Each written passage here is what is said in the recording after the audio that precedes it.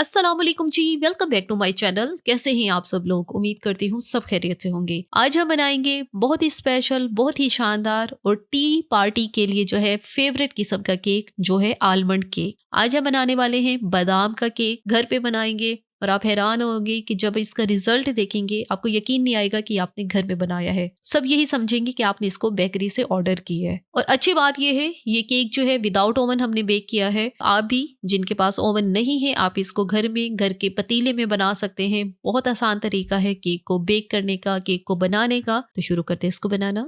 सबसे पहले जो है यहाँ पर हमने एक बाउल लेना है और उसमें शामिल करेंगे आधा कप ऑयल। ऑयल जो है आपने ये ध्यान करना है कि कोई भी आपने स्ट्रॉन्ग स्मेल वाला ऑयल नहीं लेना। बटर लेना चाहते हैं तो फिर 1/3 कप आपने ऑयल की जगह बटर लेना है। और अब हम इसमें शामिल करेंगे आधा कप चीनी।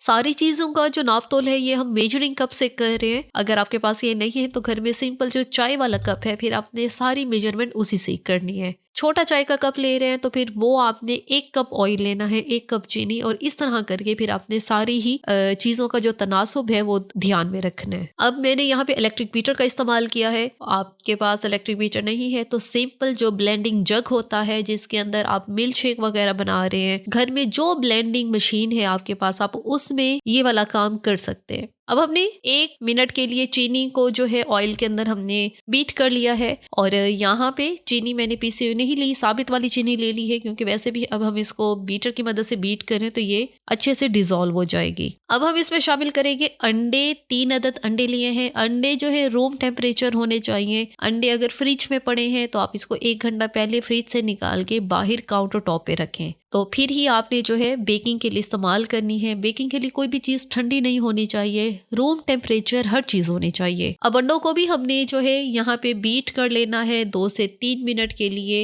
इतनी देर में क्या होगा, जो चीनी हमने डाली है वो भी अच्छे से जो है स्मूथ हो जाएगी, ब्लेंड हो जाएगी, घुल जाएगी, और अंडे भी अच्छे से जो है ब्लेंड होंगे।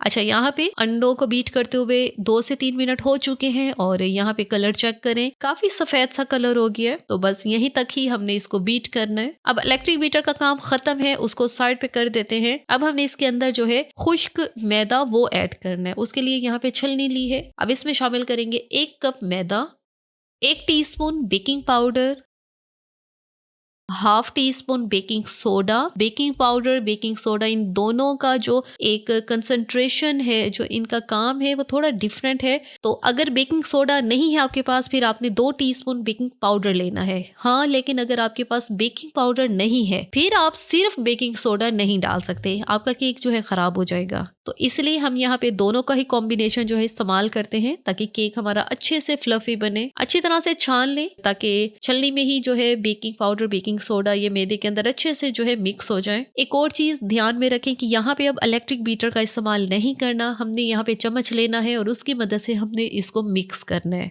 अगर आप एक बहुत अच्छा सॉफ्ट स्मूथ केक चाहते हैं तो आपने चम्मच की मदद से ही ये जो आटा है इसको मिक्स करना है अंडे के अंदर, क्योंकि अगर यहीं पे इलेक्ट्रिक बीटर का इस्तेमाल करेंगे तो ये ओवर मिक्स हो जाएगा बैटर हमारा और बैठ जाएगा बिल्कुल। इसकी ये जो झाग सी बनी हुई है ये सारी खत्म हो जाएगी। अच्छी तरह से हल्के हाथों से हमने मिक्स कर लिया है। और अब हम इसमें शामिल करेंगे फ्लेवर के लिए पिसे हुए बादाम। यहाँ पे 2 टेबलस्पून पिसे हुए बादाम लिए हैं। साथ इसके मैं शामिल कर रही हूँ वनीला एसेंस 1 टीस्पून। अगर आपके पास बादाम का एसेंस पड़ा है तो आप वो भी 1 टीस्पून डाल सकते हैं, लेकिन यहाँ पे मेरे पास नहीं पड़ा तो यहाँ पे इसलिए मैंने जो है पिसे हुए बादाम से ही काम चलाया है। अच्छे से मिक्स करेंगे।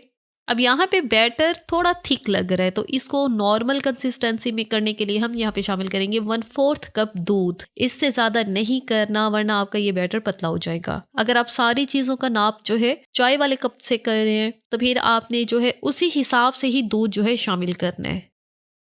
अच्छा जी, बैटर हमारा बिल्कुल तैयार है। तो अब इसको जो है साइड पर रखते हैं। दूसरी तरफ जो है हमने वो बर्तन लेना है जिसमें केक को बेक करना है। ये केक मोल्ड है, इसके अंदर हम बेकिंग नहीं करेंगे क्योंकि ये हर घर में नहीं होता।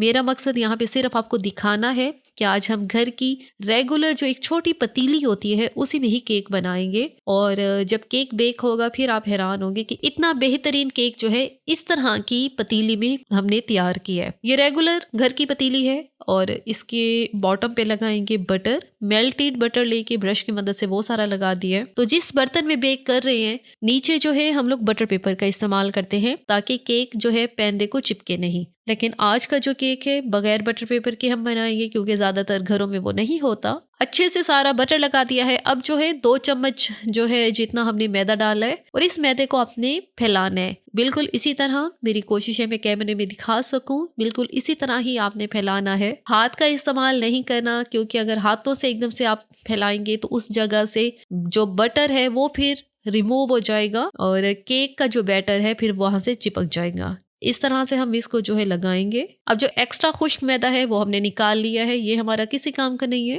और पतीली हमारी रेडी हो चुकी है केक को बेक करने के लिए। इसमें शामिल करेंगे केक वाला बैटर। सारा केक का जो मिक्सचर है हमने यहाँ पे डाल दिया है। थिकनेस इसकी चेक करें, परफेक्ट कंसिस्टेंसी के साथ ये मिक्सचर जो है बनकर तैयार हुआ है। अब जाहिर सी बात है बादाम का केक है तो इसकी जो गार्निशिंग है वो भी हम बादाम के साथ ही करेंगे। थोड़े से बादाम काट के इसके ऊपर से हम डाल देते हैं। तो बस यहाँ पे बैटर हमारा रेडी है। अब अगला स्टेप आता है बेक करने का। ओवन में बेक कर रहे हैं, जिसके पास ओवन है तो वो ओवन में बेक कर रहे हैं, लेकिन आज मैं सिखाऊंगी विदाउट ओवन बेकिंग। तो उसके लिए हमें कौन सा बर्तन लेना है? सबसे पहले तो इस तरह की नॉन स्टिक जो घर में बर्तन है उसमें आपने बेकिंग नहीं करनी। जी हाँ, ये चीज आपने ध्यान में रखनी है। बेकिंग के लिए नॉन स्टिक का बर्तन आपने इस्तेमाल नहीं करना वरना आपका सारा बर्तन खराब हो जाएगा। बेकिंग करने के लिए आपने अपने घर का सबसे आपका जो पुराना बर्तन है, जो पुराना पतीला है, तो आपने वो इस्तेमाल करना है। मैं हमेशा बेकिंग जो है विदाउट ओवन जब भी करती हूँ इस तरह के पतीले में करती हूँ क्योंकि एक तो इससे बेकिंग जो चीज बेक कर रहे हैं, बेशक पिज्जा बेक कर रहे हैं, केक को बेक कर रहे हैं, तो उसका कलर बहुत अच्छा आता है और बेक भी वो बहुत अच्छा होता है। अब इस तरह का घर का सबसे पुराना जो बर्तन है हमने वो लिया है। अब हमने इसके बॉटम पे रखना है जाली वाला स्टैंड। अब घरों में जाली वाला स्टैंड भी नहीं होता, जरूरी नहीं है कि सबके पास ही बेकिंग का सारा सामान हो। तो इसमें हम रखेंगे प्लेट। कोई भी आपने मेटल की प्लेट लेनी है, स्टील की प्लेट लेनी है, जस्ट की प्लेट लेनी है, उसको उलट करके रखना है। जो पतीला है उसका जो बॉटम है वो प्लेट की लेयर से के दरमियान में थोड़ी स्पेस होनी चाहिए। और ये किस मकसद के लिए? ताकि जो हीट है, जो आग है, वो डायरेक्ट जो है केक को ना लगे और केक नीचे से जले नहीं। अब इसके ऊपर रखेंगे केक वाला बर्तन, कवर करेंगे। कवर करने के बाद अब ढक्कन के ऊपर भी कोई मोटा कपड़ा है, कोई मोटा टॉवल है, आप वो बिछा दें। उससे ये होगा कि ऊपर से हीट जो है वो बाहर नहीं निकलेगी और केक बहुत अच्छा बेक होगा। अब सवाल ये पैदा होता है कि कितने टाइम के लिए हमने बेक करना है, चूल्हे की आंच कितनी होनी चाहिए। तो आपने जब इसको चूल्हे पर रखना है तो पहले 2 मिनट के लिए चूल्हे की आंच आपने हाई पे रखनी है। हाई आंच पे रखेंगे ताकि जो पतीला है अच्छे से गर्म हो, अंदर उसके भाप भी बने। पूरे 2 मिनट हाई आंच करें। 2 मिनट के बाद आपने आंच को लो पे कर देना है। मीडियम पे भी नहीं करना, दरमियानी आंच नहीं होनी चाहिए। आपने बिल्कुल दम वाली आंच होती है उस पे आपने इसको बेक करना है। और बेक करने का जो टाइम है वो 50 से 60 मिनट है। हाँ जी, आपको इतना टाइम लगेगा, मे भी आपको इससे भी ज्यादा लगे। और इससे पहले आपने ढक्कन नहीं खोलना। दम वाली आंच पे बेक कर रहे हैं तो केक के जलने का कोई डाउट नहीं है, लेकिन आपने इसका ढक्कन जो है 50 मिनट के बाद ही थोड़ा सा खोल के चेक कर लेना है कि केक आपका बेक हो चुका है या नहीं। और यहाँ पे पूरा 1 घंटा हो चुका है। 55 मिनट के बाद मैंने देखा था तो मजीद इसको मैंने 5 मिनट दिए हैं। अब यहाँ पे पिक डाल के चेक करते हैं। केक हमारा परफेक्ट किस्म का डन हो चुका है। और ये डन की निशानी है कि ऊपर वाली लेयर से ही आपको आइडिया हो जाएगा कि केक किस तरह से बेक हुआ है। अगर ऊपर से आपको ये महसूस हो कि अभी ये थोड़ा गीला है तो आपने इसको मजीद टाइम देना है। तो बेहतरीन किस्म का आलमंड केक जो है हमारा बनकर तैयार हो गया है। घर में बनाया है आपके सामने। अब हम इसको डीमोल्ड करते हैं, पतीली से बाहर निकालते हैं। और आप देखिएगा कितना इजीली ये केक जो है पतीली से बाहर आएगा क्योंकि हमने इसको पतीली के अंदर जो है बटर लगाया था, खुश्क मैदा लगाया था। इजीली केक बाहर आ चुका है, कहीं से ये नहीं टूटा। और बेहतरीन किस्म का ये आलमंड केक जो है ये बनकर तैयार है। और अब इस केक की एक जो स्पेशलिटी है वो है हनी। इसके ऊपर शहद का इस्तेमाल करते हैं और 2 से 3 टेबलस्पून टॉप लेयर पे शहद जो है वो डाल देते हैं। बस 2 से 3 टेबलस्पून इनफ है। मैंने यहाँ पे 2 टेबलस्पून शहद का इस्तेमाल किया है। किसी भी ब्रश की मदद से आप इसको फैला भी सकते हैं या इसको ऐसे ही छोड़ दें। तो यहाँ पे केक को कट करते हैं। मेरे काटने से ही आपको आइडिया हो चुका होगा कि केक हमारा कितना फ्लफी है, कितना स्पंजी है। और इसकी थिकनेस चेक करें आप लोग। अब यहाँ पे इसका स्पंज चेक करें, जालीदार बेहतरीन सा हमारा केक जो है वो बेक हुआ है। और मैं इसको प्रेस करके भी आपको दिखाती हूँ।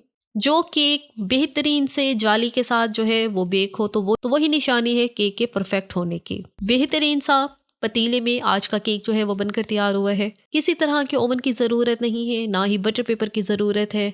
और शानदार सा बेकरी वाला आलमंड केक जो है घर पर तैयार है। इसी के साथ ही यहाँ पर वीडियो का इख्तिताम करते हैं। अगर आपको हमारी आज की वीडियो अच्छी लगी है तो अपने चैनल को लाजमी सब्सक्राइब करना है, वीडियो को लाइक और शेयर भी ज़रूर करना है। Thanks for watching the video.